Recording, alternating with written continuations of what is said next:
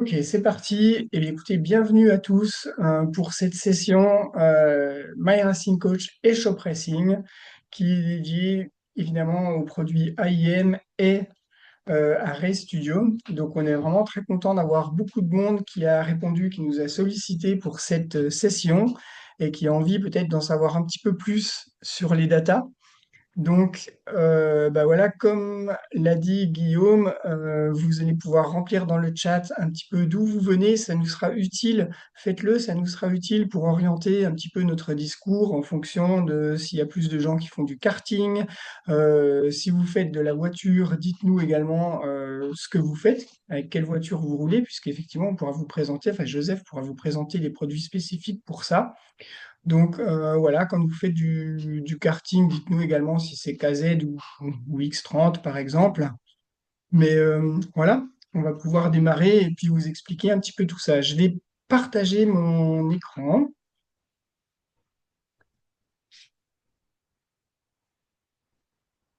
voilà, avec une petite présentation qui vous sera également envoyée, voilà, qui servira un petit peu d'aide-mémoire sur sur ce qu'on va vous présenter. Mais l'idée, c'est quand même assez vite de basculer sur des choses concrètes et puis directement avec RayStudio et puis des configurations. Donc, voilà pour le programme de la soirée. Donc, on va déjà commencer par se présenter. Donc, les intervenants, My Racing Coach et Shop Racing. Euh, le déroulement de la soirée, c'est pas ça. Donc moi, je suis Stéphane de My Racing Coach. Donc je suis le fondateur de My Racing Coach et bah, j'ai un BPGEPS Moniteur Sport Automobile. Je pilote en F3 historique et puis je me suis vraiment spécialisé dans les acquisitions de données.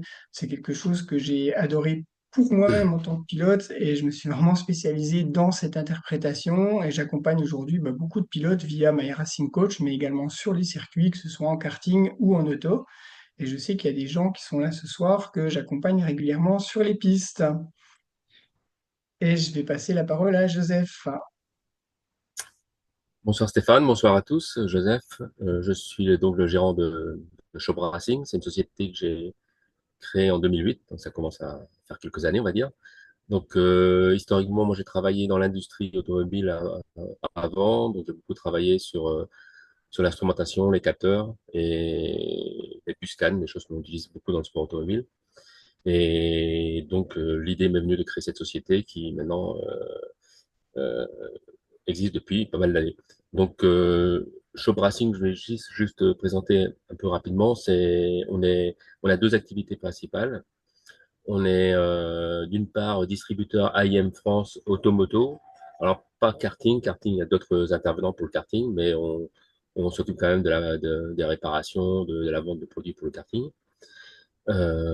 Et on a une deuxième activité dont on va pas parler ce soir, mais qui sont les communications radio, voiture stand, donc ça c'est surtout en voiture. Et on a développé depuis 2 ans une nouvelle technologie en 4G qui permet d'avoir des très bonnes communications. Euh, alors également, je vois les championnats, on est présent quasiment tous les week-ends sur des pistes auto. Là, par exemple, ce week-end, moi, je serai au V2V au Castellet. On suit l'Ultimate Cup, le GT4, le TTE. Donc, on est 4 personnes qui se déplacent sur les circuits pour assurer le support technique. C'est des produits quand même techniques. Et donc, même vendre ne serait-ce qu'une simple caméra, c'est difficile de la vendre sans support technique parce qu'il faut la configurer pour qu'elle puisse fonctionner correctement. Voilà.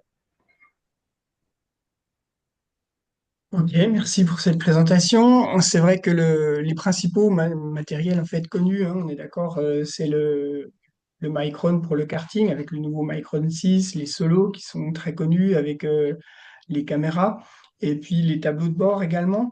Euh, dans dans les personnes qui ont répondu, donc il y a pas mal de gens qui font du karting, des gens qui font de la course de côte, des gens qui roulent en Caterham, en 2 chevaux et en monoplace. Donc, bah, si tu veux, Joseph, je peux te laisser la main, la présentation pour présenter peut-être différentes configurations de produits. OK. Donc, je te redonne la main. Voilà. Donc là, tu peux partager et présenter.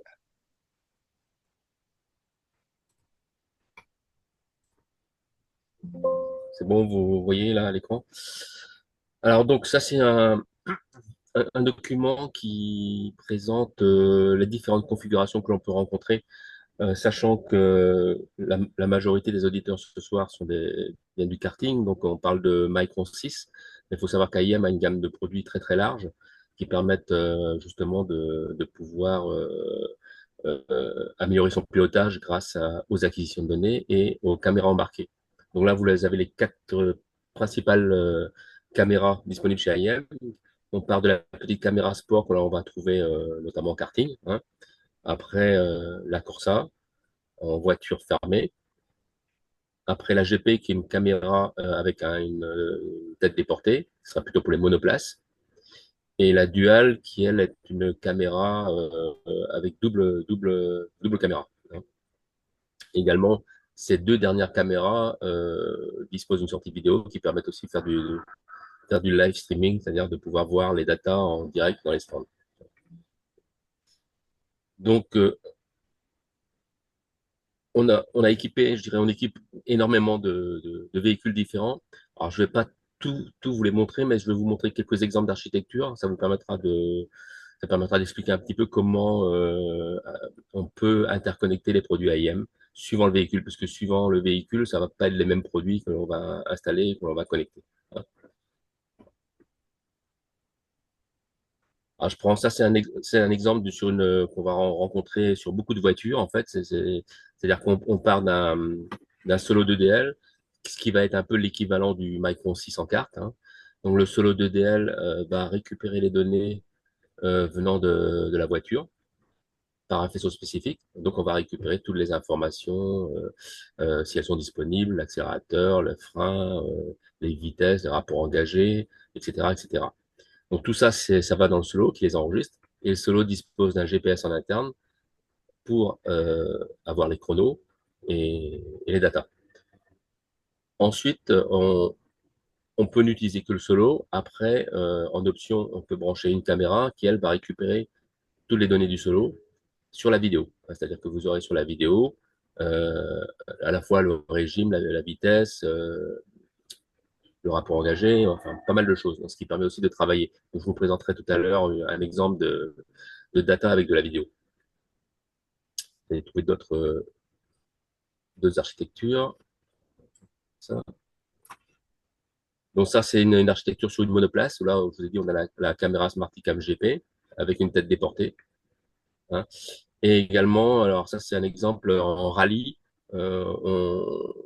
Cela permet on peut enregistrer les communications, enfin l'intercom entre le pilote et le copilote, et ce qui permet, par exemple, dans les spéciales, ben, d'avoir la vidéo de la spéciale avec les notes du copilote. Ça, c'est quelque chose qu'on nous demande assez souvent.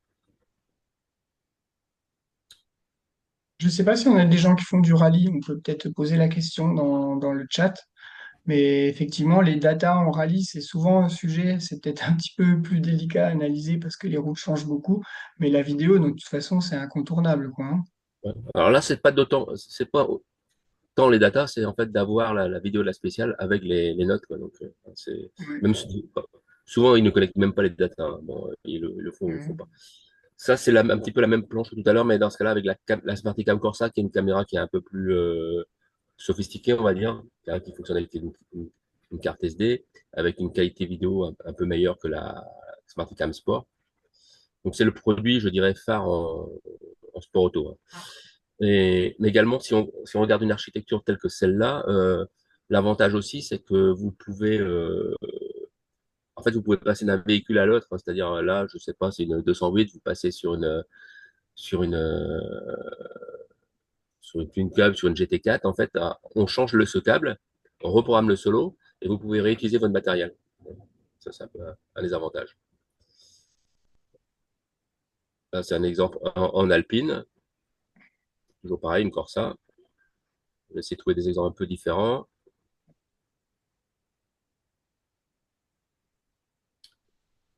Si Tu as des exemples, tu as parlé de la formule Caterham, par Bon, vous exemple, voyez, ou ça là, c'est les connectiques qui diffèrent en fait sur les voitures, hein. ouais. Ouais, je dois y arriver. Ah, voilà, hop, voilà, Caterham.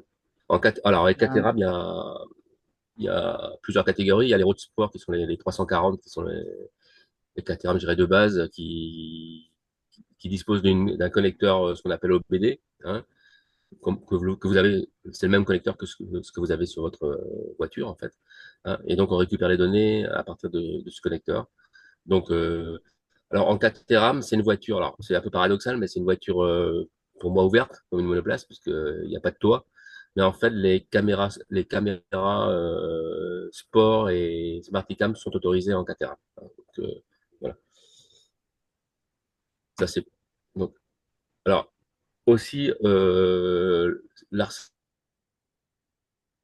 cette architecture-là, c'est celle que l'on utilise le plus souvent parce qu'en fait, le problème de la Caterham, c'est que le moteur est à l'avant. Et donc, la caméra est à l'arrière. Et donc, si on fait un montage traditionnel, on n'entend pas le bruit du moteur. Et ça gêne beaucoup de pilotes. Et donc, du coup, les Smarticam Corsa disposent d'une entrée micro que l'on va placer à l'avant du véhicule pour pouvoir mixer le bruit du moteur pour avoir le bruit du moteur, on va dire. Donc, c'est particulier à la Caterham. c'est pas mal, ouais. Alors ça, c'est une architecture, mais enfin, je devrais peut-être pas la montrer, mais c'était en fait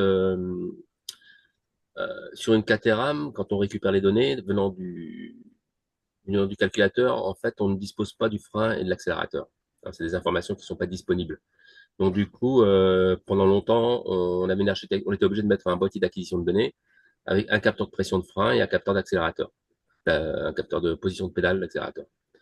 Alors, il faut savoir que maintenant, je vais peut-être retrouver une slide tout à l'heure, mais maintenant, en fait, on n'a plus besoin d'Evoca 13. En fait, sur les solos, depuis l'année dernière, on peut rajouter une option avec un câble avec 4 entrées et vous pouvez rajouter un capteur de pression de frein et un capteur de position accélérateur sur un solo de DL. Hein, donc ça veut dire que vous n'avez pas besoin de tout racheter. Alors qu'avant, quand on vous passait de la première configuration en solo en Evo 4S, il fallait tout changer, quoi. Donc je dirais, ça c'est obsolète. Donc, Est-ce ça que c'est tu as une pour les configuration Caterham. spécifique karting, par exemple? Parce qu'effectivement, on nous l'a demandé. Oui, au début, bon, c'est alphabétique.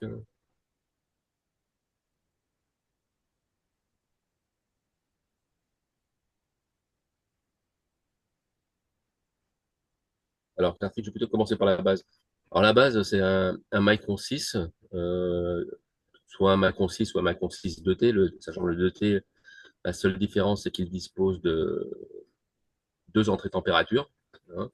En majorité, c'est température d'eau et température d'échappement. Alors, je vais faire un petit commentaire sur les températures d'échappement. Euh, les températures d'échappement chez IM, ça a été beaucoup de soucis de fiabilité. Parce qu'en fait, les sondes d'échappement ont une pointe très fine qui casse facilement. En fait, pour simplifier, plus la pointe de la sonde est fine, plus la mesure va être rapide et plus la mesure va être exacte. Plus la pointe de la sonde est large, hein, plus elle met du temps à réagir, donc la température est moins précise. Par contre, elle est plus fiable. Et donc, il faut savoir que maintenant, IM on dispose de 2 sondes. Il y a la sonde rapide ou la sonde lente, un peu moins, qui est plus fiable en fait, hein, quand on dispose de ces 2 sondes. Mais il faut faire très attention quand vous comparez vos températures d'échappement. Si vous n'avez pas la même sonde, il peut y avoir des écarts de 80 degrés, hein. Donc, pour être sûr, il faut vraiment démonter la sonde et mesurer la pointe et être sûr que vous avez tous les deux, je sais pas, une pointe de 1 millimètre, et puis il y en a pas un qui a 1 millimètre et 3 millimètres, parce que là, vous allez comparer des patates et des poireaux, hein. Donc ça marche pas, hein. Donc faites attention à ça. Bon, la majorité, c'est les pointes fines qu'on retrouve en quartier. Là, l'architecture qui est là, c'est si l'on veut rajouter la caméra, en fait, la caméra, on pourrait théoriquement la brancher directement sur le Micro, mais le Micro ne dispose pas de suffisamment d'énergie pour alimenter la caméra. Et donc, du coup, on est obligé de passer par un petit hub et on alimente en externe. Il vaut mieux alimenter avec une batterie externe, donc sur un Rotax, sur la batterie du Rotax. Sinon, c'est un peu compliqué. Pareil sur un kart, alors on peut, ça, on l'a fait une paire de fois. Un kart, on peut tout à fait l'équiper avec pression de frein et accélérateur. Dans ce cas-là, on est obligé de rajouter ce qu'on appelle un boîtier d'expansion sur le Micron 6.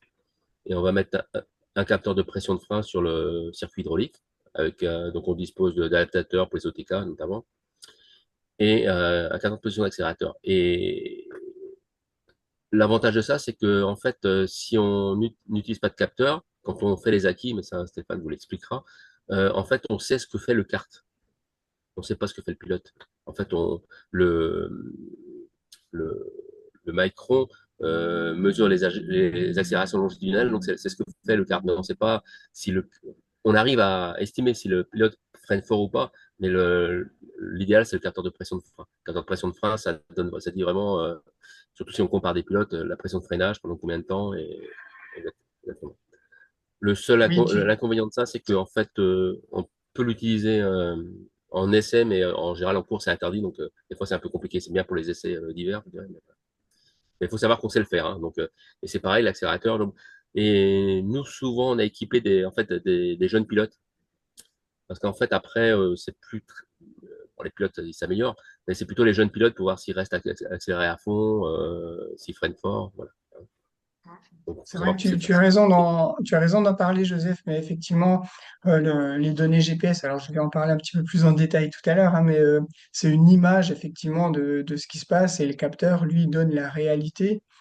Euh, Sans dévoiler trop de secrets, la pression de frein, l'image de frein est quand même assez bonne quand on sait la lire.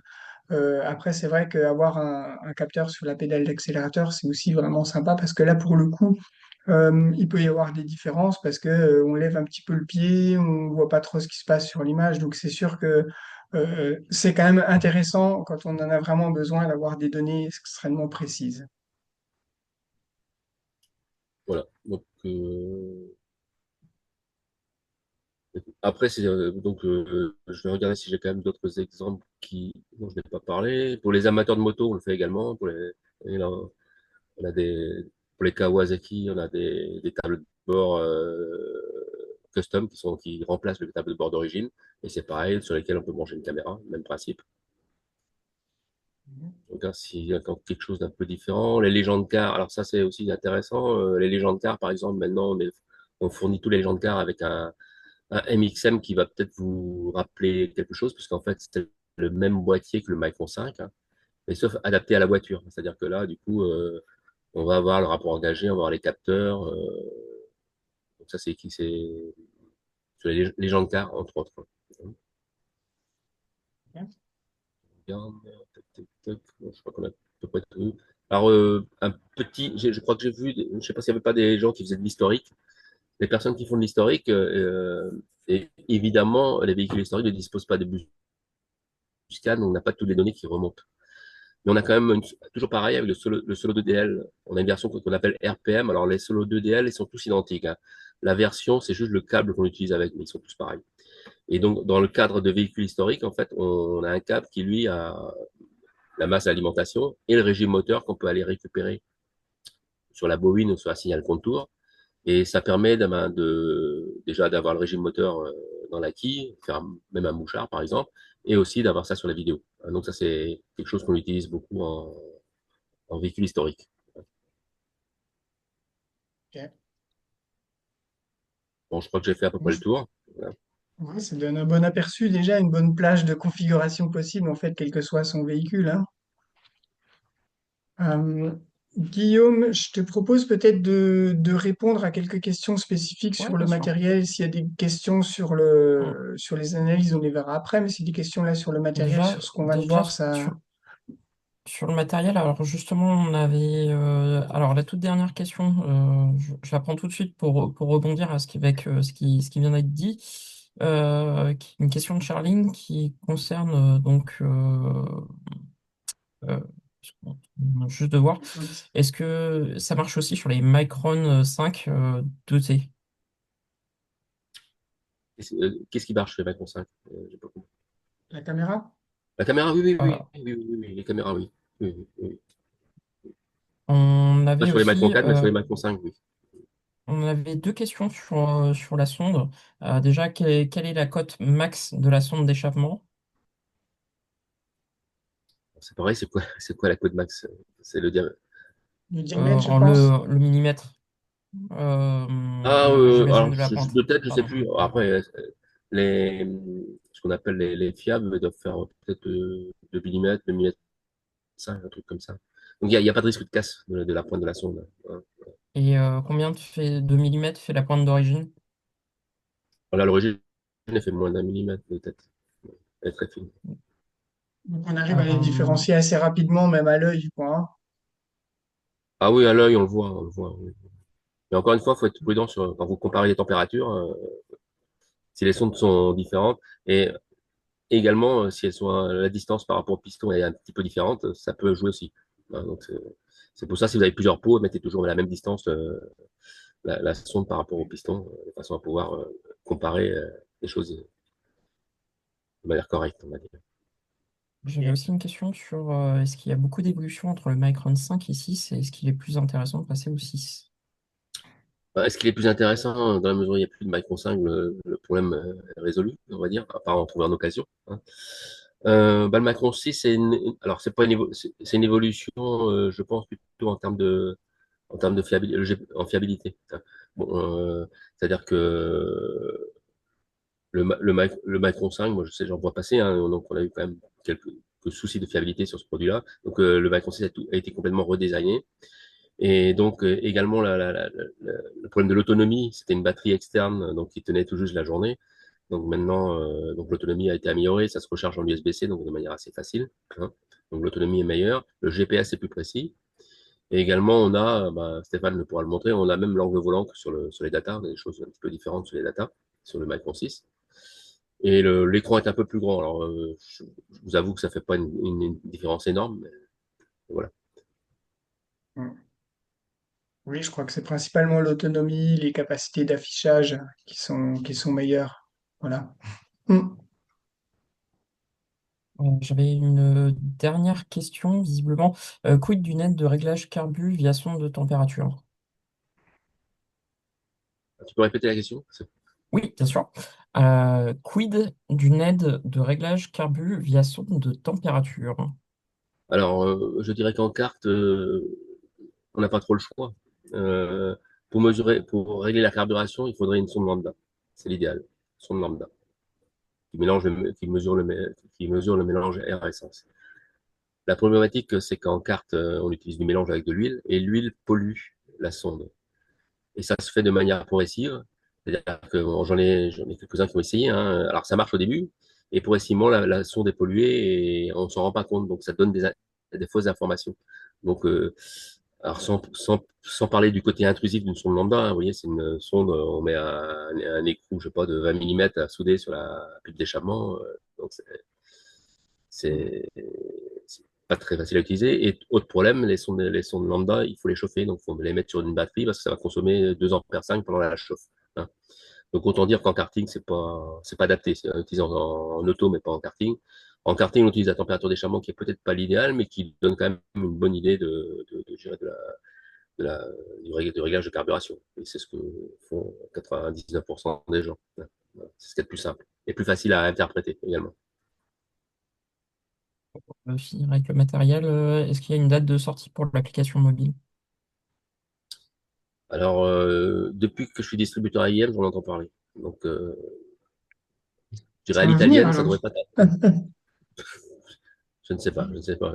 Ça fait des années, ils l'avaient mis même dans leur documentation, mais j'ai pas de date de sortie officielle, donc, pas vous dire.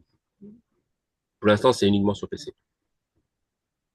On a une question qui est plutôt spécifique à enfin, un problème particulier. Est-ce qu'on peut éventuellement plutôt t'écrire par mail pour ce genre de choses? Oui, bien sûr. En fait, Euh, ils vont sur le site shopracing.com et contactez-nous et puis on pourra leur répondre. Il n'y a pas de souci. je mets le lien directement dessus, dans le chat. Je Ok. n'ai plus de questions a priori, donc peut, on peut peux continuer sur la partie acquisition. Ok. Eh bien, dans ce cas-là, c'est moi qui vais reprendre la main pour une première partie. On va parler de comment exploiter en fait tout ce que collectent les systèmes. Donc, je vais reprendre la main. Voilà. J'ai arrêté le Hop. partage, Stéphane? Bon, c'est bon. Oui, en fait, ça se fait, voilà, Ok. automatiquement. Et puis, alors, juste le temps de changer d'écran.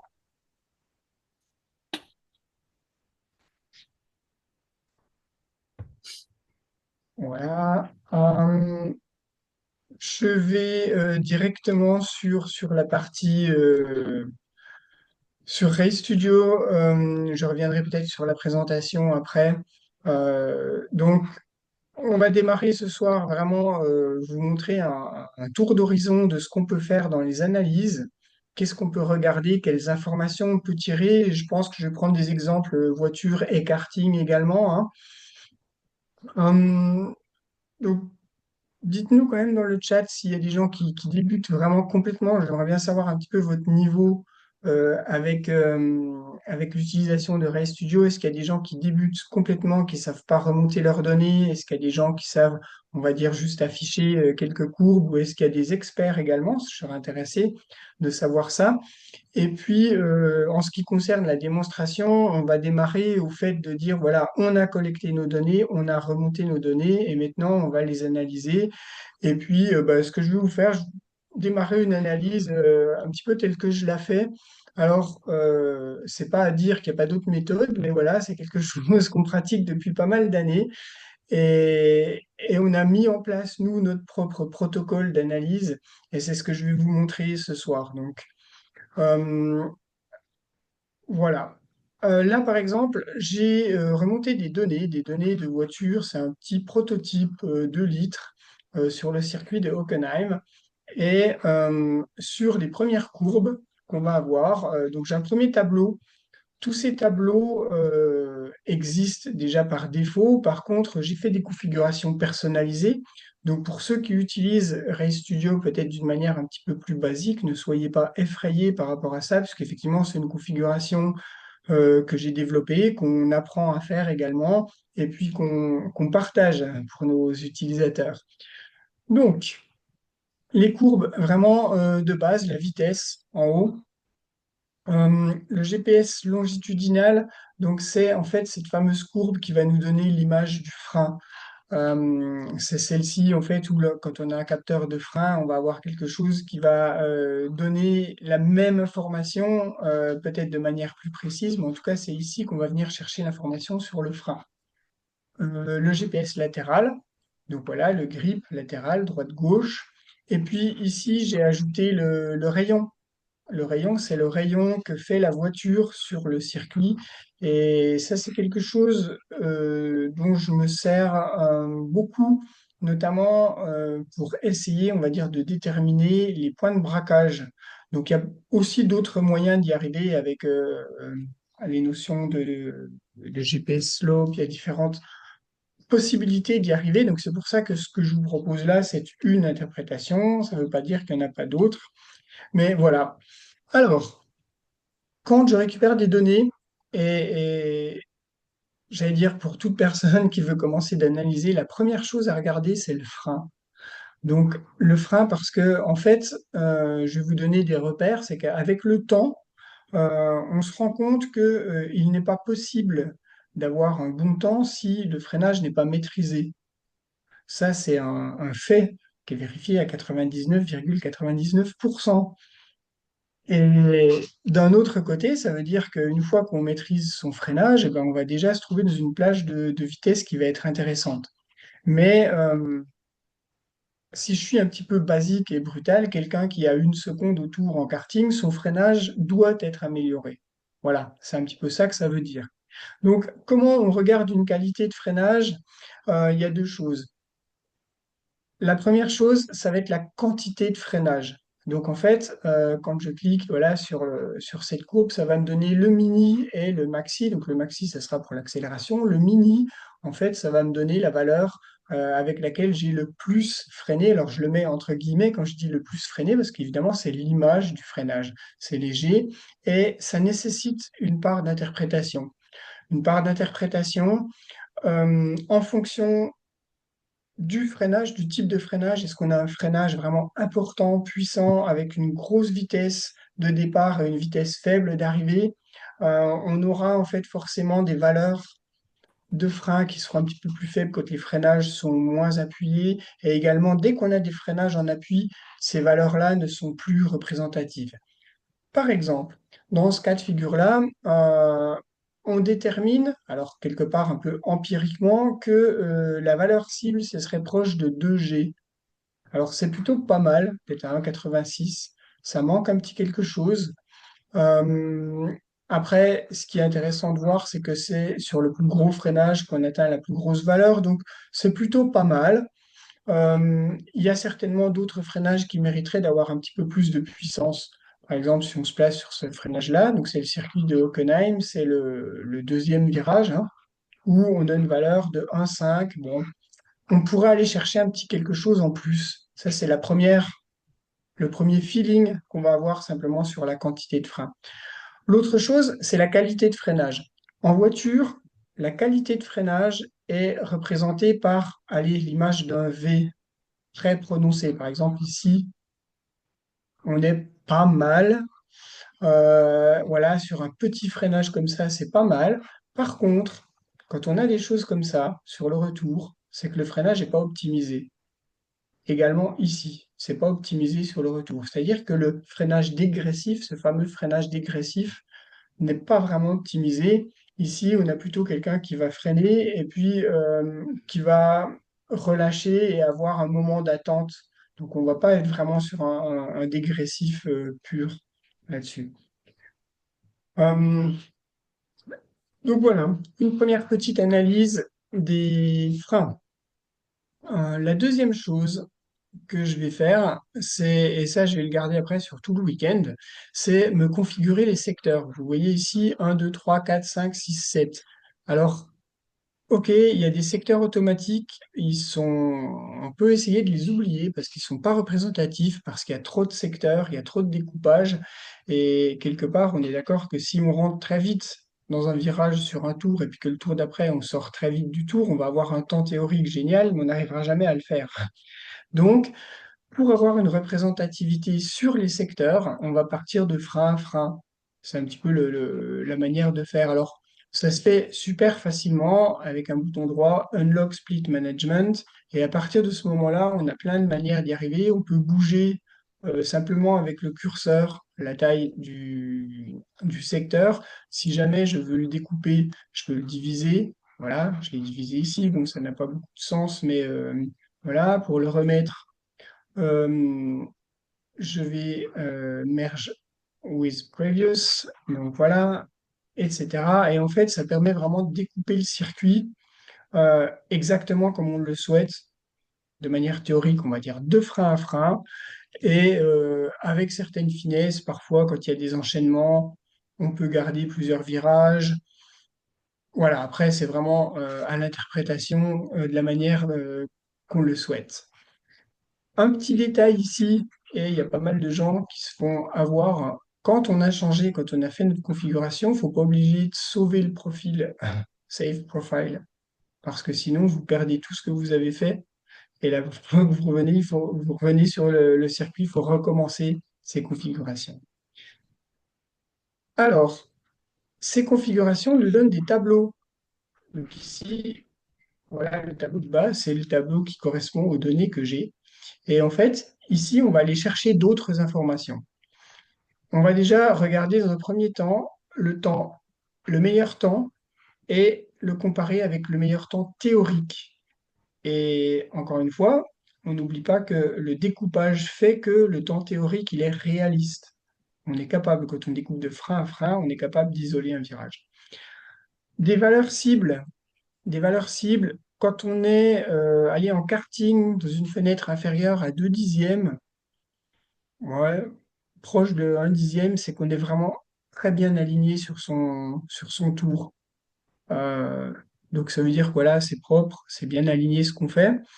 Euh, la manière un peu négative de le voir, c'est de dire bon ben on n'a pas de potentiel d'amélioration propre. Il va falloir trouver des réglages, il va falloir faire autre chose pour essayer de trouver du temps.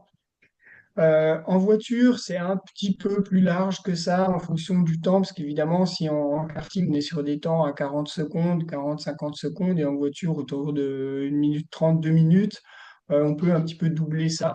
Là, par exemple, dans ce cas de figure, on a 3/10. Bon, ça va, c'est pas déconnant, si vous me passez l'expression. Ce qui est intéressant à voir dans cette analyse, c'est où sont les meilleurs partiels et surtout essayer d'identifier si un des partiels est vraiment meilleur que tous les autres. Euh, et voilà, et où est-ce on peut trouver de la performance. Donc ici, comme le meilleur théorique est quand même assez proche du meilleur temps, je ne sais pas si on va trouver beaucoup de perfs par rapport au meilleur tour. Ici, on a ouais, moins d'1/10. Là, on est bien. Ce qui est intéressant à voir aussi quand on est bien, c'est de regarder, quand on a fait le meilleur secteur sur son tour, c'est de regarder un petit peu les autres pour voir si effectivement on n'a pas réussi qu'une fois ce temps-là, ou si on a deux, trois tours qui sont dans une même fenêtre. Euh, sur ce tour-là, qu'est-ce qu'on a? Là, on a quelques centièmes d'écart. Bon, c'est pas flagrant. Ici, on a un peu plus d'1/10 là, par exemple, sur le secteur 4. Donc voilà, si ici on doit faire une analyse entre 64 et 78, on a 1/10 et demi. Là, on peut commencer à aller regarder ce qui se passe. Et donc, quand on va regarder ce qui se passe, on va commencer à devenir qualitatif et comparatif, surtout avec d'autres paramètres. Donc, ce qui est intéressant, c'est que quand on a choisi justement le secteur, on va se trouver avec les temps des secteurs et c'est très facile d'ajouter ici le secteur le plus rapide et on va chercher dans les données, essayer de comprendre qu'est-ce qui fait qu'on a été plus rapide sur ce secteur. Et là, par exemple, en fait, on va déjà tout de suite identifier là où on a des grosses différences. Donc là, une grosse différence de vitesse, et notamment une grosse différence de vitesse au freinage. Donc on va revenir sur la courbe de freinage et on voit ici que le pilote a freiné beaucoup plus tôt sur le tour vert. L'effet au niveau du delta time, de la comparaison du temps, c'est que on était en retard de 3/10 avant le freinage et en fin de freinage, on se retrouve en retard de 6/10. Alors attention, il faut toujours comparer entre l'entrée du virage et la sortie complète. Parce que sinon, qu'est-ce qu'on va se retrouver à faire? On va se retrouver à dire qu'il faut freiner extrêmement tard sur un tour et puis freiner tôt sur le tour suivant. Donc ça ne va pas marcher. Donc effectivement, on voit effectivement qu'il y a une variation de vitesse. Par contre, ce qui est intéressant à regarder, c'est entre l'avant et l'après. Et sur la première partie de ce virage-là, voilà, il n'y a pas une grosse différence. On a moins d'1/10.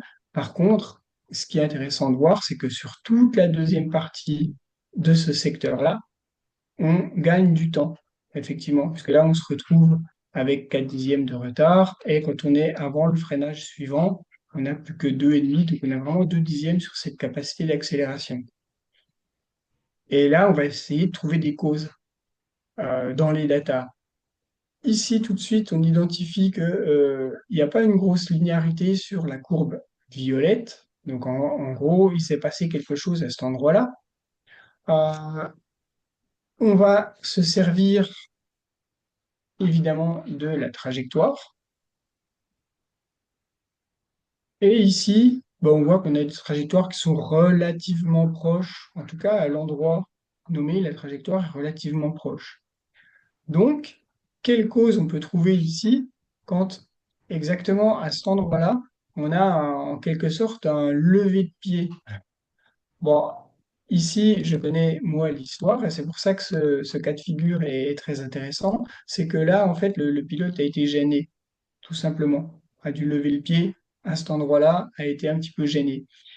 Et pourquoi c'est intéressant de le voir comme ça? C'est-à-dire que quand on fait une analyse de data pure, en fait, on va se retrouver à faire des conjectures. Et plus on va avancer avec la compréhension des paramètres, plus les conjectures qu'on fait, plus l'interprétation qu'on fait va être précise et on va être capable exactement de recombiner ce qui s'est passé sur le virage. Maintenant, quand vous faites des datas pour vous-même ou si vous travaillez avec un pilote, le mieux, la meilleure source d'information pour vos datas, c'est le pilote. Et c'est aussi pour ça que dans la méthode qu'on propose, c'est vraiment de partir des datas pour aller vers le pilote. Et effectivement, plus le pilote est capable d'apporter de l'information, plus on va être capable dans les datas de valider cette information. Et encore une fois, j'accompagne beaucoup de pilotes. Des fois, on n'a pas d'informations sur un virage ou on n'a pas trop de feeling. C'est pas très grave. Ça veut simplement donner un objectif pour la session d'après. De se dire, OK, je vais porter attention sur ce virage-là. Je suis pas sûr que mon freinage soit vraiment bien. Je vais quand même vérifier ce qui se passe. Je vais vraiment porter beaucoup d'attention au niveau du frein. Et en fait, c'est comme ça que les datas vont avoir toute l'efficacité pour vraiment développer le feeling du pilote. C'est vraiment un travail qui doit être effectif. Euh, Ce qu'on fait là, par exemple, trouver une cause sur une variation de temps ou de virage, si vous le faites le mardi après la course, ça n'a pas de sens. Il faut être capable de faire ça sur le moment.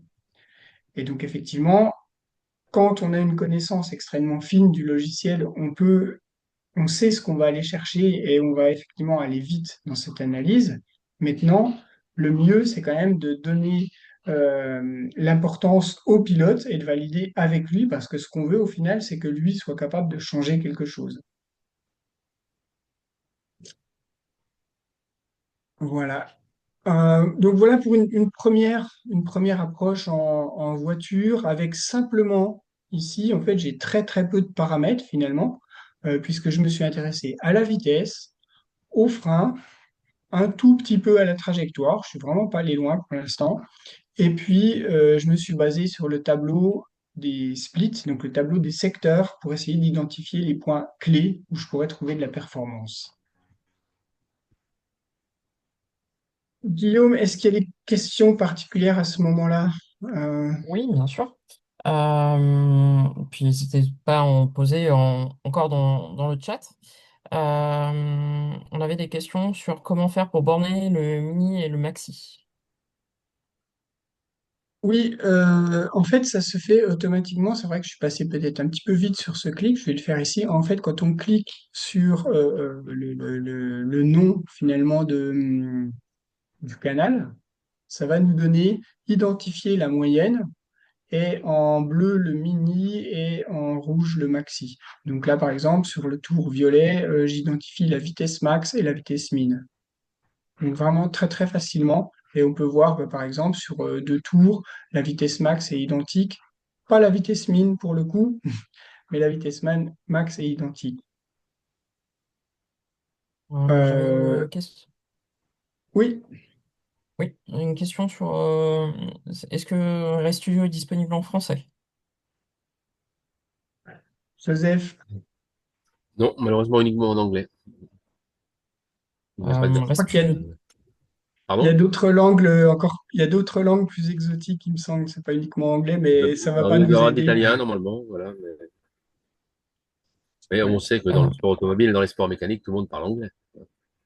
Voilà. Non, non, c'est vrai que ça peut être un frein aussi à l'exploitation du Oui. logiciel. Effectivement, c'est sûr. Ouais. Alors, euh, oui, c'est sûr que la terminologie, voilà, en anglais, il faut la comprendre et puis être capable après de reconnaître là où on veut aller. Ouais. Mm. Mais ces petits jeunes passeront l'automobile après et tout sera en anglais de toute façon. Donc Tu es en train de dire, en euh, fait, Joseph, qu'il faut savoir parler anglais pour aller vite, c'est ça?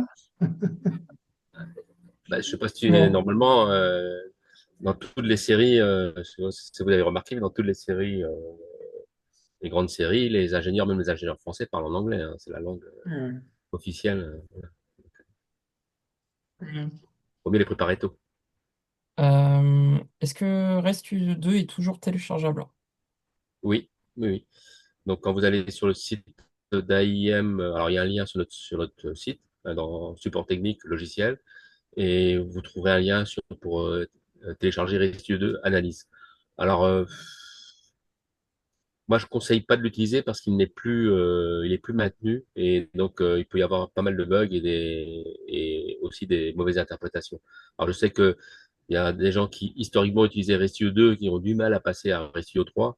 Alors maintenant, Restudio 3 est quand même relativement intuitif et donc je les engage à passer avec Restudio 3 parce que surtout notamment les Micron 6, là vous allez avoir des difficultés. Enfin, avec Restudio 2, vous ne pourrez pas l'utiliser, hein. Donc, faut passer à Restudio 3. C'est le conseil que je peux donner. Ouais. Il est C'est vrai téléchargeable, qu'il y a, c'est-à-dire que vous pouvez toujours l'utiliser. ouais. Puis encore la passerelle, en fait, sur la page d'accueil, hein, on peut passer entre RStudio Par 2 et défaut, il l'installe. RStudio Par 3, défaut, hein. Restudio 3 ne l'installe pas, hein, par défaut. Il n'y a que Ouais. l'icône Restudio 3, pas le 2. Mm. Il faut le télécharger séparément. Ouais.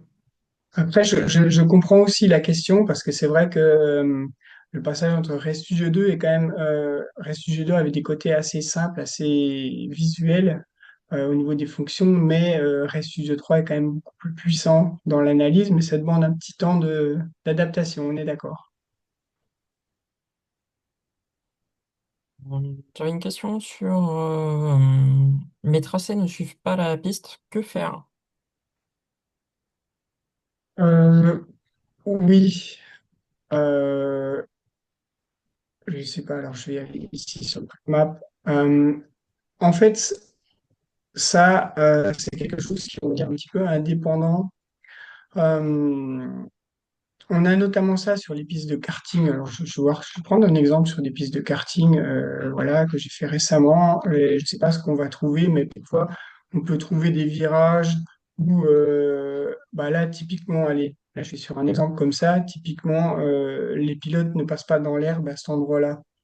Effectivement, ça, c'est une notion qui est, en fait, il faut savoir comment fonctionnent les boîtiers. On se connecte à plusieurs satellites pour avoir une précision. Et cette précision, tu me détromperas peut-être, Joseph, de l'ordre de 30 centimètres, hein, je crois. Ouais, peut-être un peu plus. Non, alors, moi, je voyais peut-être deux hypothèses à ce problème. La première, c'est un problème de qualité du GPS. Alors, ça arrive, hein. Le GPS ne fonctionne pas correctement, hein.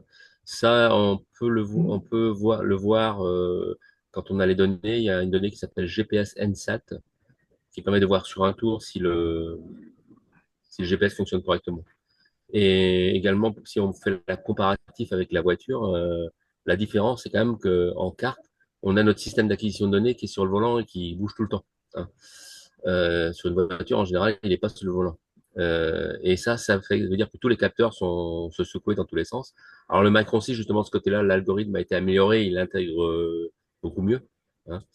Mais une chose que, si vraiment c'est flagrant, une des possibilités, c'est en fait avec le kart à l'horizontale sur un chariot, faire des calibrations des accéléros, hein, remettre à zéro les trois accéléros. Ça se trouve, ils sont complètement décalés. Et du coup, quand même, la trajectoire est calculée avec le GPS et les accéléros. Donc, pareil, donc ça se fait. Faut se mettre En fait, faut le faire avec un PC. Faut se connecter sur le Macron 5 avec le PC. Et quand vous êtes en live mesure, quand vous voyez vos différentes données en live sur Studio 3, hein, vous allez par exemple sur accélération longitudinale et puis il vous propose de calibrer de façon à ce que vous ayez 0, 0 et 1 en vertical, hein. Et ça peut améliorer les choses. Et sinon, si c'est un problème de GPS, ben, vous nous l'envoyez, puis on vous le réparera. Voilà. Euh, C'est pas normal. Ça doit pas se, se faire. Et, Dans les questions que j'avais, si l'accélération latérale dans un virage est beaucoup plus petite que Pardon, je la recommence, excusez-moi. Si l'accélération latérale dans un virage est beaucoup plus petite que la décélération max, cela veut-il dire qu'on peut passer le virage beaucoup plus vite? ok, alors, je vais enchaîner sur une autre démonstration avec d'autres paramètres suite à cette question. Puisqu'effectivement, sur cette question-là, donc, ce que j'ai montré avant, j'ai juste utilisé quelques paramètres Encore une fois, le frein, je ne me suis pas du tout intéressé au latéral, par exemple. Et je vais basculer sur du karting. Peut-être. Ouais, je vais basculer sur du karting. Et ici, j'ai un exemple de deux pilotes KZ. Et justement, j'ai des différences sur du latéral à cet endroit-là. Donc, j'avais peut-être un peu prévu la question. Mais effectivement, on va compléter notre analyse. Donc, je reprends un petit peu ce qu'on a vu dès le départ. Voilà, j'ai deux pilotes différents. On a des courbes de vitesse. On va essayer d'identifier les endroits où la vitesse est significativement différente. On veut regarder l'image du frein. En karting, ce que je vous ai dit avant, l'image d'un frein voilà, avec un V ne fonctionne plus. Donc ça, c'est bon pour la voiture. En karting, par exemple, on va avoir une décroissance très forte vers le bas. Et ensuite, la remontée va être voilà, un petit peu plus arrondie. Et là, par exemple, ici, on a une image de frein qui est plutôt bonne. Voilà, on a un bon freinage. Et puis, en fait, parce qu'effectivement, au karting, on va aller jusqu'à saturer notamment le train arrière. Donc, c'est pas vraiment un dégressif propre. Et j'ai même un peu plus loin, c'est que quand on a un V extrêmement bien prononcé en karting, si on y arrive, le freinage ne sera pas optimisé à cet endroit-là. Parce qu'effectivement, il faut aller jusqu'à saturer l'adhérence des pneus et notamment l'adhérence des pneus arrière pour essayer d'engager un petit peu de rotation. Euh, Malgré tout, je reviens un petit peu sur le frein qu'on aura toujours là. Ici, on a un freinage qui serait à analyser un petit peu plus profondément parce que voilà, on a une espèce de petit plateau où là, par exemple, on va avoir un virage avec un tout petit freinage, mais quand on a un V comme ça, au milieu du freinage, bon, là, il y a un petit relâchement ou en tout cas, ça signifie une certaine signification là-dessus et ça demande une analyse un petit peu plus approfondie. Alors, on va s'intéresser au latéral. Au latéral, si on regarde par exemple le secteur 2, vous voyez le secteur 2 ici, on a la courbe verte. Je ne sais pas si on la voit bien, je vais peut-être mettre du bleu à la place. Comme ça vous montre où est-ce qu'on peut changer les couleurs, si ça va. Je vais pas le faire. Là, voilà, si je mets du bleu comme ça, est-ce qu'on voit mieux? Ouais, un petit peu mieux, allez. En fait, on voit que la courbe bleue est relativement euh, lisse, alors que la courbe violette est plutôt avec des pics. Et là, euh, malheureusement, il n'y a pas de réponse directe dans une lecture de courbe latérale au niveau du karting. Parce qu'effectivement, sur ce type de virage, on va avoir deux pilotages un petit peu différents. Euh, Ces zigzags peuvent signifier différentes choses. Ça peut signifier effectivement que le kart saute. Ça peut aussi signifier des points de rotation un peu différents. Et pour ça, j'utilise beaucoup, beaucoup le cercle d'adhérence. Alors, je vais aller sur ce secteur-là, je vais regarder le cercle d'adhérence et puis on va voir ce qu'on trouve. Donc, le cercle d'adhérence se présente de cette manière-là. Donc ici, vers le haut, j'ai le frein, vers le bas, j'ai l'accélération, et droite et gauche, je vais avoir en fait l'adhérence. Et j'utilise beaucoup en karting parce que en karting, on n'a pas de différentiel, qu'on soit en KZ ou qu'on soit en X30, hein, par exemple, on n'a de toute façon pas de différentiel, et la problématique, c'est de savoir faire pivoter le kart. Et quand on fait pivoter le kart, en fait, il y a des zones où c'est intéressant de le faire, au niveau du freinage jusqu'au point de corde. Par contre, tout ce qui est après en accélération va être impactant sur la vitesse, sur la performance. Parce qu'effectivement, c'est à ce moment-là, on va générer des pertes de motricité. Donc, apprendre à lire le cercle d'adhérence est vraiment important parce que ça permet pour le coup d'avoir une vraie lecture de ce qui se passe sur un virage et de comprendre au-delà de la trajectoire, au-delà du frein, de comprendre le comportement du châssis.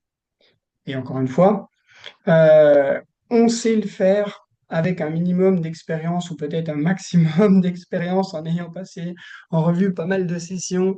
On arrive à comprendre les effets du cercle d'adhérence. C'est toujours mieux d'impliquer son pilote et de pouvoir discuter avec lui, savoir est-ce que le kart saute, est-ce qu'il saute en entrée, à quel moment on a cette rotation, parce que par expérience, on se retrouve souvent en fait à essayer de juguler par exemple des pertes d'adhérence en sortie ou des pertes de motricité qui sont liées à une mauvaise entrée. Et en fait, à ce moment-là, tout ce qu'on va faire sur le réglage du châssis va aller à l'encontre de ce qu'il faudrait faire. C'est-à-dire, on va rendre un châssis de plus en plus grippé, alors qu'il faudrait au contraire qu'il tourne beaucoup plus facilement sur l'entrée du virage. Donc pour les gens du karting, j'imagine que ça leur parle. Donc voilà, on va retrouver en fait sur ce cercle d'adhérence, notamment sur la partie bleue, qui était beaucoup plus lisse, en tout cas sur le latéral, on va retrouver des points de rotation qui sont relativement là. Par exemple, on a un petit point de rotation, on en a un ici, et puis après, on a toute une zone qui est sur la fin du virage où là, effectivement, on est à la fois en recherche de motricité. Et en fait, sur le violet, on va avoir des choses qui sont beaucoup plus accentuées, beaucoup plus marquées. Donc, on va avoir quelque part euh, deux, trois, presque quatre points de rotation avec le violet, là où sur le bleu, on en aura un ou deux, simplement. Alors après, effectivement, il faut savoir interpréter ça, et puis il faut surtout voir quel effet ça a sur la performance. Ok. Je vais vous montrer, là je suis sur le karting, je vais vous montrer peut-être sur de la voiture quelque chose qui est intéressant à voir sur le cercle d'adhérence. Euh,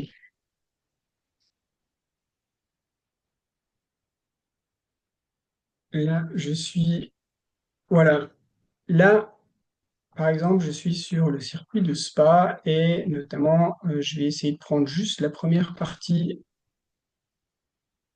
de, des courbes, de la courbe, la première partie de la chicane ici. Et en fait, ici, on a un freinage assez fort en ligne droite. Et là, en fait, on voit que le cercle d'adhérence redescend. La théorie du cercle d'adhérence, c'est qu'en fait, on doit suivre le long du cercle jusqu'au maxi de l'adhérence et après avoir le maximum d'accélération si possible. Et en fait, typiquement ça, il peut y avoir plusieurs raisons. Ça peut être un manque d'engagement. Quelqu'un qui va freiner très très fort en ligne droite et qui va pas engager beaucoup sa voiture. En monoplace, c'est quasiment rédhibitoire. Il faut avoir cet engagement jusqu'au point de corde. Ça peut être du sous-virage, ça peut être différentes choses qu'il faut effectivement comprendre. Alors, je me répète beaucoup, hein, mais quand vous avez le pilote sous la main, lui va savoir, ou en tout cas, il va pouvoir essayer de donner des réponses si c'est le comportement de la voiture ou si c'est un petit manque d'engagement. Si on veut le savoir dans les détails, il faut simplement lire de multiples paramètres pour essayer de comprendre effectivement si c'est plutôt du sous-virage ou plutôt un manque d'engagement, par exemple. Ici, dans ce cas-là, une des tendances qui serait de dire que l'engagement est quand même pas mal parce qu'on a beaucoup de... Enfin, l'adhérence est assez importante sur le virage.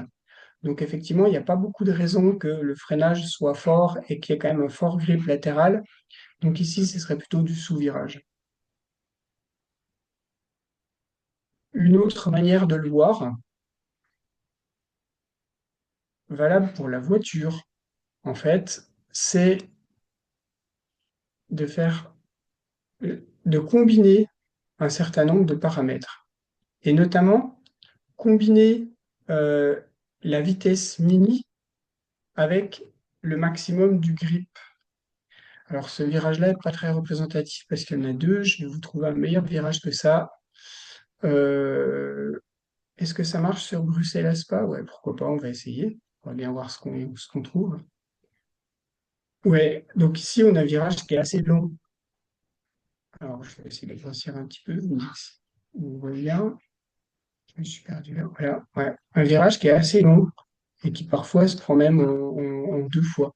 Et en fait, la théorie veut que lorsqu'on a la vitesse mini, la vitesse, le grip latéral doit être maxi et on doit être neutre au niveau de l'accélération, c'est-à-dire on doit être à zéro en accélération ou freinage. Et en fait, quand on a ce cas de figure-là, c'est que globalement, la voiture est bien équilibrée, que globalement, le pilote est plutôt bien en place. En fait, ça matérialise quelque part le point de rotation. Et quand on a des écarts, par exemple, ici, il y a quelque chose qui est intéressant à regarder, c'est qu'on a un maxi du grip latéral qui est vraiment en sortie de courbe, et on a un autre maxi, voilà, qui est très très très proche du maxi, un petit peu en entrée de courbe. Et là, finalement, c'est de dire, voilà, on prend le virage en deux fois. Là, c'est un virage qui est assez long. Et pour ceux qui connaissent cette piste, bah, effectivement, il y a différentes approches. Il y a le fait de pouvoir le prendre en deux fois ou alors de venir et de faire un V quelque part. Donc voilà, on va identifier ça et on va voir si effectivement on est bien équilibré. Je rebascule sur le karting parce que euh, cette approche-là que je viens de vous montrer pour savoir si on est bien équilibré et qu'on a un point de rotation ne fonctionne pas en karting. Donc ça sert à rien de vouloir aligner la vitesse mini avec le latéral, avec ça. La seule manière vraiment répétable que j'ai trouvée en karting pour pouvoir vraiment comprendre un virage, pour moi, passe par le cercle d'adhérence. C'est vraiment là où on va réussir à matérialiser, identifier ce fameux point de rotation. Voilà pour les principaux paramètres, hein. Euh, Peut-être une petite série de questions et ensuite je vous montre un ou deux tableaux, Guillaume. Oui, bien sûr. Euh, alors, j'avais une question. Comment trouver mon réglage optimal pour la course de ce week-end? Très Vaste bien. question. Déjà, il faut savoir où c'est, quand c'est. Non, non. Euh, En fait, je vais répondre en fait sur l'intérêt d'utiliser les datas pour trouver les réglages. C'est que la première chose, en fait, c'est que de voir déjà si avec les secteurs, on est très éloigné du théorique. Si on est très éloigné du théorique, c'est que déjà on n'est pas complètement en place sur la piste. Donc ça veut dire que, allez, ça veut pas dire qu'il faut pas faire de réglage si il y a un écart sur le théorique de 5, 6, 7 dixièmes. C'est pas un drame, il faut essayer de comprendre ce qui va plus vite dans un virage et dans un autre. Et puis ensuite, s'appuyer sur son feeling pour essayer de faire évoluer le châssis ou le moteur. Malgré tout, ça veut quand même dire qu'il y a beaucoup plus à gagner sur le pilotage que sur les réglages. Donc, c'est là où il faut être prudent, c'est que quelque part, on va faire dans ce cadre-là deux choses en une. On va faire évoluer le pilotage et on va faire évoluer un réglage. Donc, il faut avoir un petit peu de finesse pour comprendre lequel a le plus d'influence. J'avais une autre question. Comment fait-on les secteurs? Pour les setups, Non, les secteurs, pardon. les secteurs, effectivement, je l'ai montré assez rapidement. On clique avec le bouton droit dans la zone des secteurs. Unlock Split and Segment Management, ça veut dire libérer les secteurs. Et à partir de là, on s'est joué avec simplement avec le curseur, avec le bouton droit, on a accès à différentes fonctions. On peut même d'ailleurs changer de couleur, hein, diviser le segment. Il est possible aussi de repartir de zéro. Si vous avez, je ne sais pas, peut-être 25 secteurs parce que c'est en automatique, vous repartez de zéro, puis vous commencez à diviser à l'endroit où vous voulez. On peut diviser à l'endroit où on a le curseur, on peut diviser et ensuite le bouger facilement. Et puis en fait, on s'adapte au fur et à mesure. Euh, Question de Loïc qui dit, j'ai cru comprendre qu'on pouvait voir le sur et le sous en karting avec les logs. Avec les logs, Avec les logs. euh, je ne sais Les pas à log quoi ça data. fait référence. Je ne sais pas à quoi ça fait référence, les log data. Euh, Joseph, tu as une idée? Log data, ce que ça peut être? Non, il a précisé que c'était les data. C'était les data, parce que j'ai pas pu comprendre. Ah, bah oui, dans ce cas-là, en fait, pour moi, c'est Ce par la qui est lecture du logué, cercle. ce qui est enregistré, les data. D'accord, d'accord. C'est par la lecture du cercle d'adhérence où on y arrive le plus vite. Et encore une fois, ça ne veut pas dire qu'il n'y a pas d'autres méthodes si on utilise le gyro, si on utilise d'autres choses, mais c'est quand même celle qui est pour moi la plus accessible. Donc voilà, j'irai pas au-delà aujourd'hui en tout cas. Euh, je ne crois pas qu'on ait d'autres questions.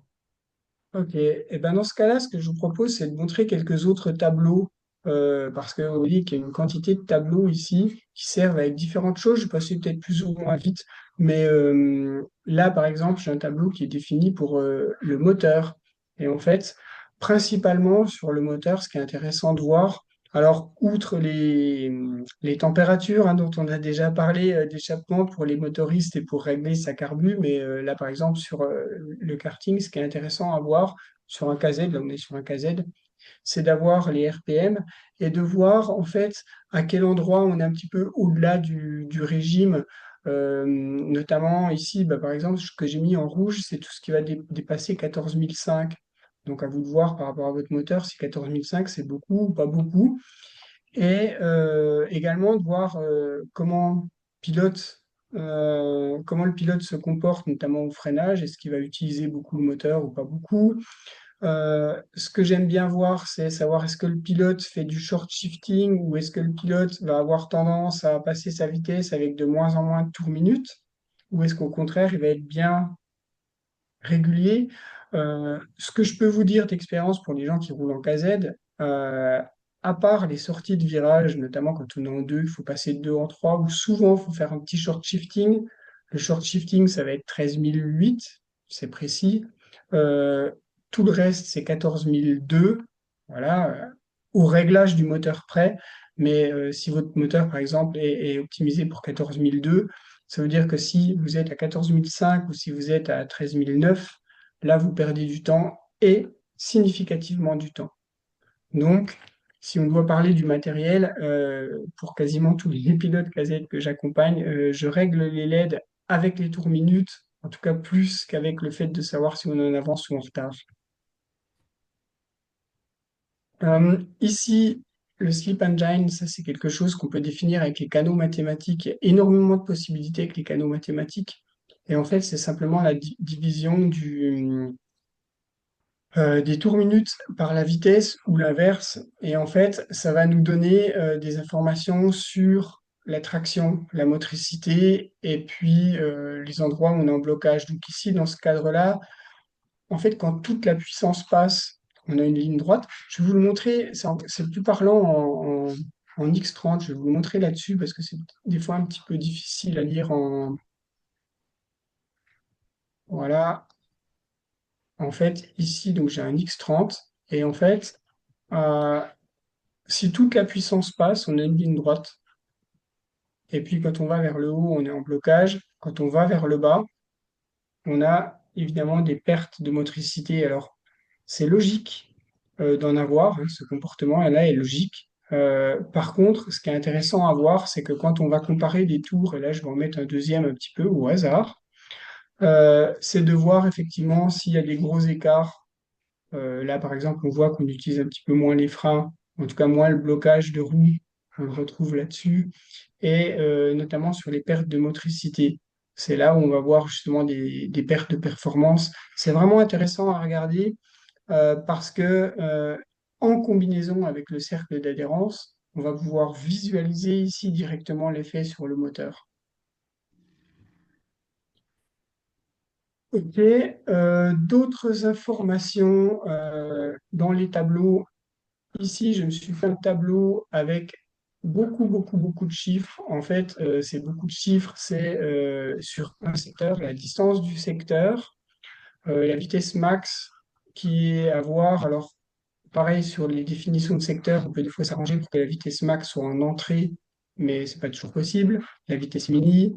Et ici, on va voir la distance à laquelle la vitesse mini est réalisée. Et je vais vous mettre un virage à peu près représentatif. Je crois que le 1 est pas mal pour ça, ou le 3.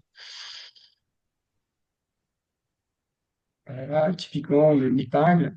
Et bien ici, en fait, avec ces paramètres-là, on va pouvoir valider également, notamment celui-ci, cette colonne-là, ça va nous donner la distance de frein. Donc, C'est assez intéressant, même encore, si encore une fois c'est une interprétation, c'est qu'on est quand même capable d'aller chercher à quel endroit la distance de frein s'applique avec simplement le GPS. Encore une fois, ça sera plus précis avec le capteur, mais sans le capteur, on y arrive. Et puis, c'est intéressant à voir quelles sont les variations. Euh, le chiffre le plus petit voulant dire je freine tôt, le chiffre le plus grand voulant dire je freine tard. Donc ici, ne jugez pas trop vite ce pilote parce que c'était sur une manche de course. Et une manche de course, avoir une épingle, c'est difficile, surtout quand on est à l'attaque avec d'autres pilotes, d'avoir le freinage absolument identique d'un tour à l'autre. Maintenant, c'est des choses que je regarde très, très, très régulièrement, et notamment quand on est en essai. Si on a, pour donner une fenêtre de chiffres, si on a 4 5 mètres d'écart entre le plus et le moins, ben en fait, quand vous êtes sous la tente, 5 mètres, c'est la largeur de votre tente. Donc, si vous imaginez, vous avez la tente au bord de la piste, un coup vous freinez avant, un coup vous freinez après. Et là, ça permet quand même de cogiter un petit peu et puis de s'aligner sur ce qu'on peut faire. Donc voilà, plein d'infos là-dessus. Euh, Ici, j'ai un tableau, enfin des graphiques spécifiques sur les freins, le brake analysis. Et là, en fait, ça va me donner à la fois la distance de freinage, donc sur un tour 121 mètres, sur un autre 118. Là, c'est pareil, il faut pondérer ça et savoir effectivement si ça a une vraie signification ou pas. Voir à quel endroit les freins sont appliqués. C'est simplement un calcul mathématique, hein, quand on descend sous un certain seuil. Euh, Le channel report, c'est alors là, pour le coup, une multitude de chiffres qui sont à la fois sur le tour et par secteur. Et ça permet des fois d'aller assez vite pour comprendre, notamment sur un tour, s'il y a des grosses différences de distance. Voilà. Ici, entre le maxi, voilà, le plus grand, la plus grande distance, 1074 mètres, la plus petite, 1067. Il y a beaucoup d'infos à tirer là-dessus. Je vais vite pour vous dire qu'en KZ, on se retrouve très, très souvent, et je crois que j'ai des pilotes KZ avec moi ce soir, à se dire que la distance la plus courte est souvent la plus rapide. Ça arrive souvent. Hum, voilà, quelques infos. Ah, ça c'est intéressant pour. Je crois qu'il y a des gens qui ont des voitures qui sont pas très puissantes, genre C1 ou 2 chevaux. Et alors, j'ai pas mis ou même Twin Cup, j'ai eu l'occasion de rouler ça aussi. Je vais vous montrer ce tableau-là qui est le costing. Donc, le costing, c'est quoi? C'est un paramètre qui dit que quand la voiture n'est ni en accélération ou a très peu d'accélération, ni en freinage et n'a pas de grippe latérale, ça veut dire qu'on est en train de se balader en gros. Et en fait, c'est super intéressant à voir. Quand on a une voiture pas très puissante, c'est que là, bah voilà, on est au maxi de la vitesse et si vous êtes à Spa, dans les combes, le costing, il est allumé à fond depuis le bas. Ça ne veut pas dire qu'on n'est pas en train d'accélérer tout ce qu'on peut, ça veut simplement dire qu'il y a plus de puissance disponible. Et en fait, c'est souvent intéressant à lire pour voir d'un pilote à l'autre si on atteint un peu plus tôt ou un peu plus tard ce costing. Et puis, dans certains cas de figure, là par exemple sur une voiture historique ici, est-ce que le pilote passe vite ou pas les vitesses? Et par exemple ici, on voit que simplement un passage de vitesse pas assez rapide va avoir un impact sur ce costing.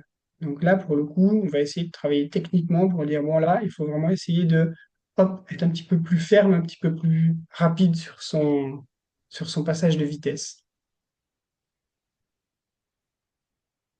Voilà un petit tour d'horizon qui est loin, très très loin d'être complet, mais qui montre qu'il y a énormément de paramètres à chercher uniquement, pour l'instant, je suis uniquement sur les fonctions GPS et avec finalement un petit peu de notion de calcul, mais pas tant que ça.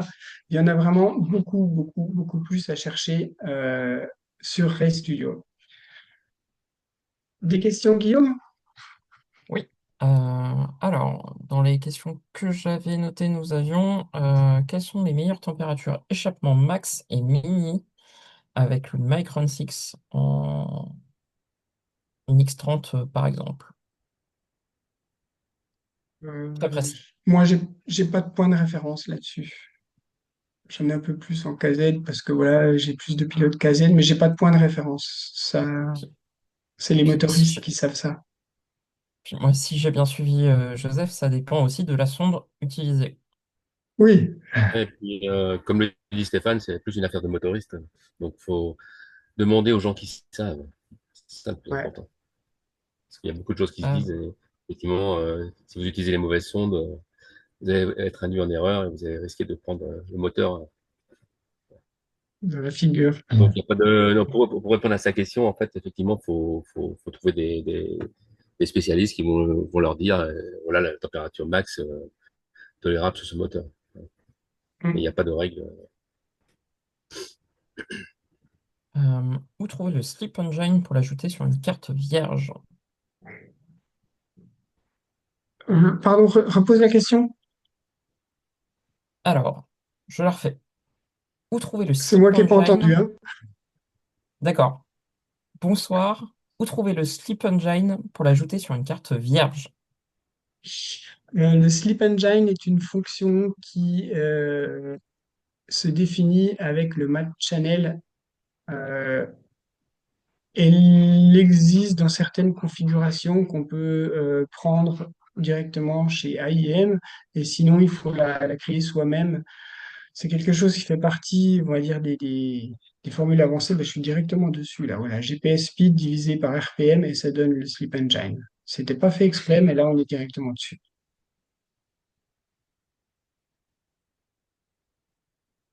Comment fait-on pour exporter les données du Macron au site RStudio 3? Alors ça, c'est vraiment la base de la base avec les connexions avec le Wi-Fi, connexion par Wi-Fi et téléchargement. Je dis que je ne le montrerai pas ce soir parce que voilà, on voulait aller un petit peu plus sur l'analyse des datas, mais ça, c'est assez facile.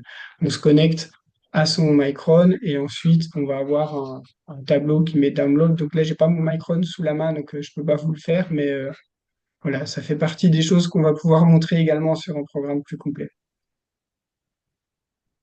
Euh, Peut-on avoir un exemple de cercle d'adhérence de sous-virage et un autre de survirage? Alors, si je peux me permettre, on va parler du cercle d'adhérence lors d'une prochaine masterclass et on vous Ouais, en détaille tout ça détail.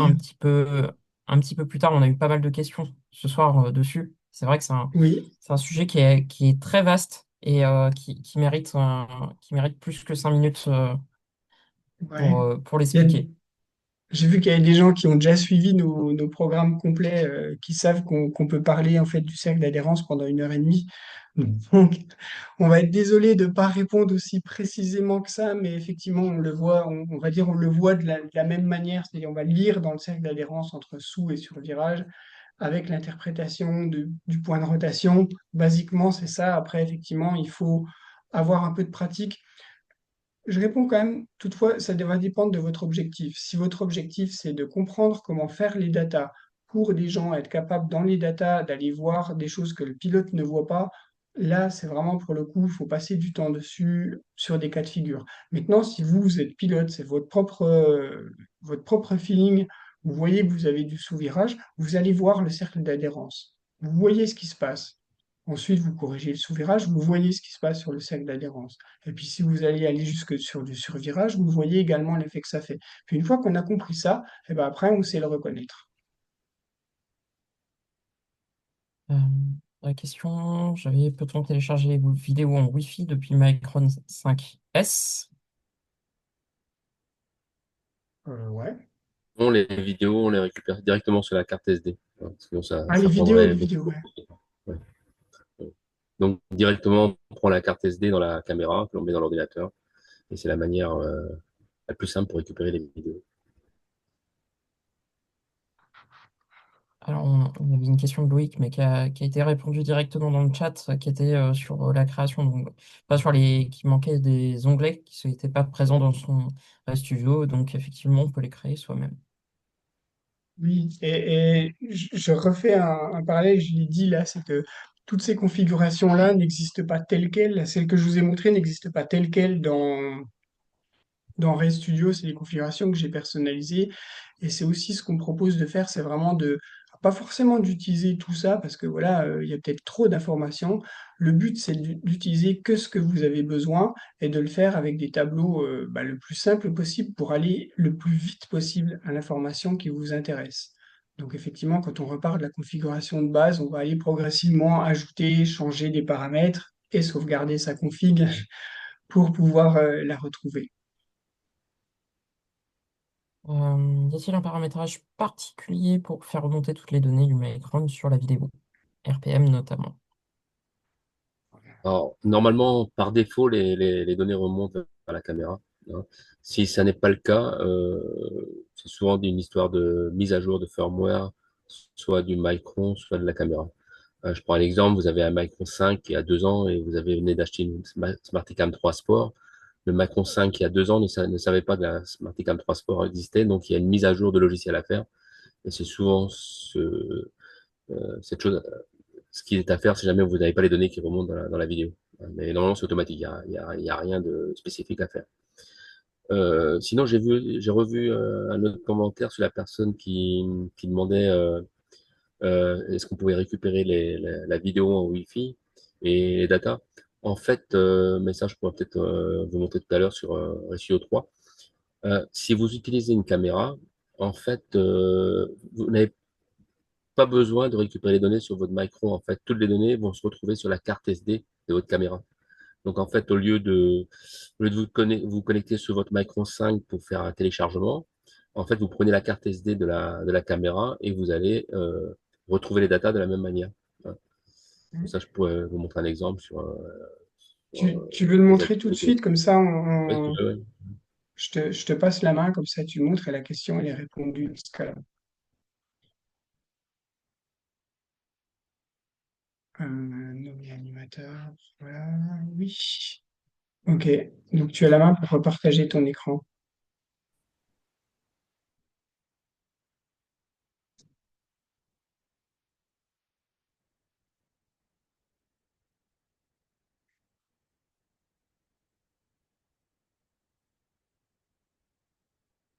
Tu arrives à partager ton écran? Stéphane est revenu. Il a dû y avoir une toute petite coupure de son côté. Oui, je suis revenu, voilà. Je sais pas ce qui s'est passé, mais j'espère que tout le monde est encore là.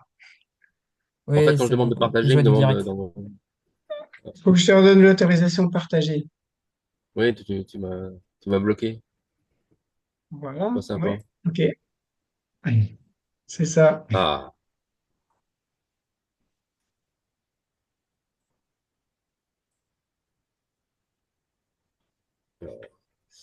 Ah, oui, là, c'est l'exemple. Alors, pour revenir à la remarque de tout à l'heure, en fait, si on a une caméra, quand on utilise une caméra, euh, dans il y a évidemment la vidéo avec des datas sur la vidéo, mais toutes les données sont enregistrées dans la carte SD également, un peu comme sur votre Micron 6 ou sur votre Solo. Voilà. Et donc, ça veut dire que enfin, maintenant, je dirais plutôt en automobile, je dirais que 90% des gens partent de la carte SD avec la vidéo. Hein, c'est beaucoup plus simple. Et ça a un avantage aussi, c'est-à-dire que c'est absolument indépendant du système IM dont vous disposez. Je dis n'importe quoi, vous avez une voiture avec un solo, une voiture avec un tableau de bord IM, une voiture avec un boîtier d'acquisition de données IM, voire avec un Micron 5. Euh, Toutes les données seront dans la vidéo. Donc, il n'y aura pas à aller télécharger dans le Micron 5, dans le solo, dans le tableau de bord. Donc, c'est beaucoup plus simple. Et donc, si vous voulez voir comment ça se passe, en fait, ici, quand on va être ici, quand vous allez mettre votre carte SD, je vais peut-être faire un exemple, si j'y arrive.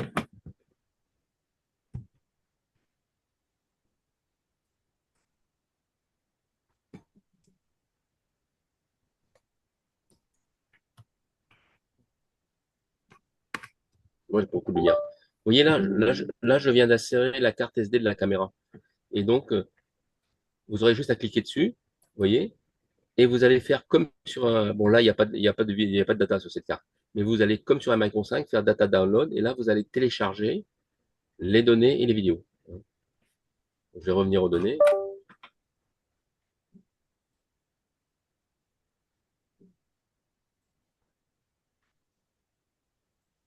Voilà. Et, et donc, quand vous allez ouvrir un fichier, je vais peut-être en fermer un, juste pour vous montrer. Je ferme un fichier. Quand vous allez chercher un fichier sur la carte, bon, par exemple celui-là, vous avez toutes vos sessions comme sur votre Micron 6. La différence, c'est que dès que vous allez ouvrir, euh, ça va être tout de suite mis en forme en fait. Donc ça facilite beaucoup le travail. C'est plus simple que la façon de procéder comme le faisait Stéphane. Je dirais c'est plus à la portée de la plupart des gens, mais ça permet d'avoir assez rapidement les données principales sur l'écran. Là, par exemple, sur cet exemple-là, j'ai mis le régime, l'accélérateur, la vitesse, les freins. Et là, le thème qu'on perd. Et donc, l'avantage aussi, c'est que par exemple, si par exemple je vois ici, je vois ici qu'il y a une différence importante, en fait, les vidéos se synchronisent automatiquement. Donc, vous pouvez voir, par exemple, alors là, c'est le même pilote, donc c'est pas flagrant, mais vous pourriez voir, par exemple, un pilote qui a deux roues à l'extérieur du vibreur et qui est plus vite, par exemple. Donc, ça permet de voir visuellement ce qui se passe. Et aussi, moi, je l'ai vu souvent, les courbes pour certains pilotes, c'est un peu compliqué à. Alors, les jeunes pilotes qui ont l'habitude, ça va. Mais je vois par exemple les gentlemen, les courbes, mais ils ont souvent un peu de difficulté. Alors qu'une vidéo, c'est quand même assez parlant, pour le dire. Il voit que son collègue, bah, il passe à tel endroit, le point de corde à tel endroit, bah, c'est plus facile pour travailler, quoi. Donc, je voulais juste faire cette petite parenthèse en disant qu'en auto, beaucoup de gens dépouillent les données de cette manière. C'est pour ça, Moi, j'ai des effectivement, questions à ce sujet. bah, ça va permettre de pouvoir enchaîner avec la suite, puisqu'effectivement, on a déjà passé pas mal de temps. Je vais reprendre la main, euh, parce qu'effectivement, tout ce qu'on a montré là, que ce soit la vidéo et évidemment les données. Ce qui est important, c'est de pouvoir maintenant pratiquer. Et bah, c'est ce qu'on a prévu pour vous. Alors, je reviens un petit peu sur le document que j'ai montré au début. Ça, on va vous le partager. Vous allez l'avoir, hein, vous allez le recevoir. On va vous l'envoyer. Voilà, alors je passe vraiment très très vite, mais c'est très basiquement les informations que je vous ai données, comment analyser un petit peu de frein, identifier le potentiel d'amélioration, voir les trajectoires, le moteur, le cercle d'adhérence. Donc vous allez retrouver tout ça. Il y a même des choses que j'ai pas eu le temps de montrer sur les histogrammes. Euh, Comment engager son pilote? On a des outils aussi, évidemment. Ceux qui me connaissent savent que j'adore cette fiche. La vidéo embarquée, qu'est-ce qu'on regarde à la vidéo, au-delà du fait d'avoir les datas qui sont synchronisées. Et effectivement, tout ça fait partie d'un programme qu'on a mis en place pour vous, qui est comment approfondir ces analyses et surtout, qu'est-ce qui est essentiel de connaître sur Ray Studio. Et en fait, on appelle ça le starter pack. C'est quatre modules essentiels pour se lancer avec AIM et RStudio. Pour ceux qui sont encore hésitants, qui savent pas comment remonter les datas, savent pas comment les interpréter, en fait, en quatre modules et en un mois, vous allez être capable de définir votre propre protocole d'analyse. Alors, voilà, on a des dates qui sont prévues, donc ça démarre dès la semaine prochaine et on a voilà, à peine plus d'un mois. En un mois, on va vraiment passer en revue le maximum ou le minimum nécessaire, on va dire, pour être capable de faire des analyses soi-même. Vous serez évidemment pas ingénieur de course après tout ça, mais ce qui est sûr et certain, c'est que quand vous ouvrez vos données, vous savez où est la performance, vous savez quoi faire sur la piste, et puis vous savez engager justement des modifications avec votre pilote ou pour vous-même si c'est vous qui les faites. Donc c'est vraiment ce qui est essentiel et franchement, avec ces quatre modules, on y arrive très très facilement. On va passer en revue la vidéo complètement, la fiche virage par virage, les canaux mathématiques, le cercle d'adhérence, un petit peu tout ce qu'on a vu ce soir. On va non seulement vous apprendre à savoir comment le faire, mais également comment le lire.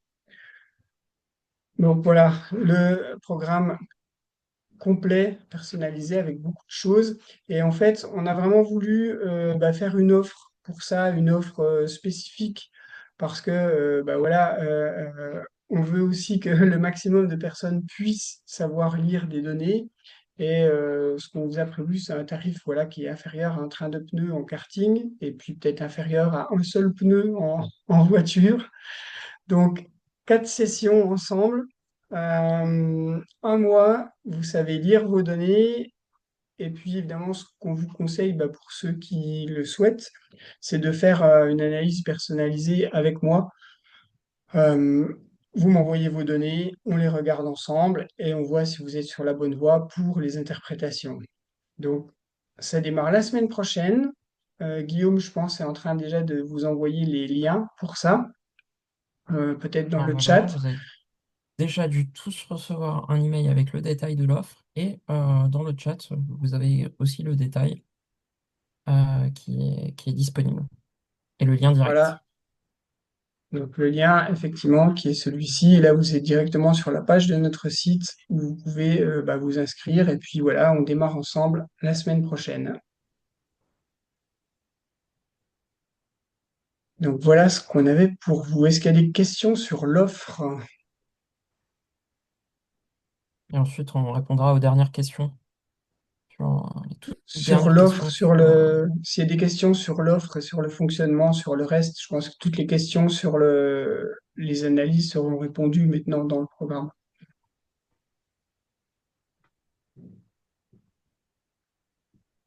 Alors, le replay sera envoyé, enfin, le replay d'aujourd'hui sera envoyé demain à tous les inscrits. Il sera envoyé Oui, par mail. c'est ça.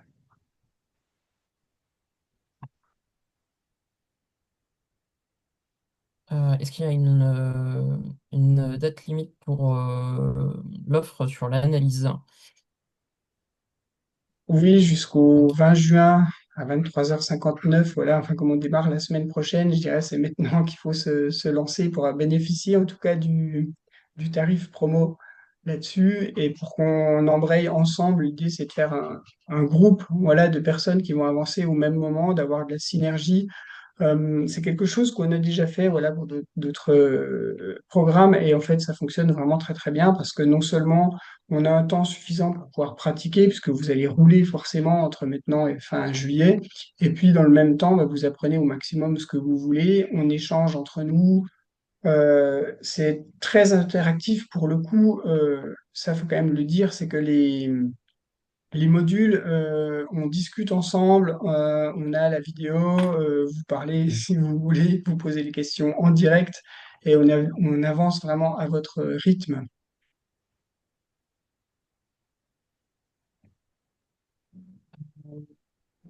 Est-ce que ce sera une formation pour karting et voiture en même temps? Oui, tout à fait. Euh, et si on prend un pack et l'analyse perso, est-ce que ça peut être vu plus tard? Pas qu'il y ait de problème pour que l'analyse personnalisée soit plus tard. De toute On façon, le c'est un conseille rendez-vous même, qui... on le conseille même, c'est d'avoir déjà fait peut-être au minimum deux modules pour comprendre un petit peu. L'idée, c'est qu'on voit ensemble vraiment comment votre protocole, moi, ce que je vais faire avec vous, c'est je vais affiner votre protocole. Vous faites du karting, vous faites de la voiture. Si vous faites du karting, on va se focaliser sur les paramètres essentiels. Si vous faites du karting en X30, on va pas forcément passer beaucoup de temps sur les paramètres spécifiques KZ. Voilà, mais l'idée, c'est que vous soyez capable, si vous avez 5 minutes entre deux sessions, vous allez quand même regarder les datas. Il ne faut pas se bloquer, c'est vraiment allez, l'essentiel de ça, c'est que à chaque fois qu'on roule, on a quand même un minimum de temps, on a 5 minutes, on va regarder des datas. On verra peut-être pas tout, mais on va regarder des choses. Et plus on a de temps, plus on regarde. Euh, je tiens à préciser que chaque session des prochaines masterclass seront disponibles également le lendemain en replay pour les inscrits à la formation. Et donc, ils seront disponibles à vie sur le site. En replay et en illimité, effectivement, pour avoir la possibilité d'y revenir autant de fois qu'on veut. Et puis, si on a besoin de progresser dans 2 mois ou 3 mois, on veut revoir quelque chose, c'est encore là, effectivement. Je regarde si on a d'autres questions auxquelles on n'aurait pas répondu. Euh, Combien de temps ça dure? Donc, chaque masterclass dure 1 heure et demie. Et donc là, on part sur un cycle de 4 masterclass pendant un mois. Et si je ne me trompe pas, c'est tous les mardis. C'est les mardis, je vais remontrer les dates. Les mardis, voilà, 24 juin, 8 juillet, 22 juillet et 29 juillet. Pour qu'on termine, qu'on puisse partir en vacances au mois d'août ou alors en camp d'entraînement au mois d'août et faire des datas tout le mois d'août.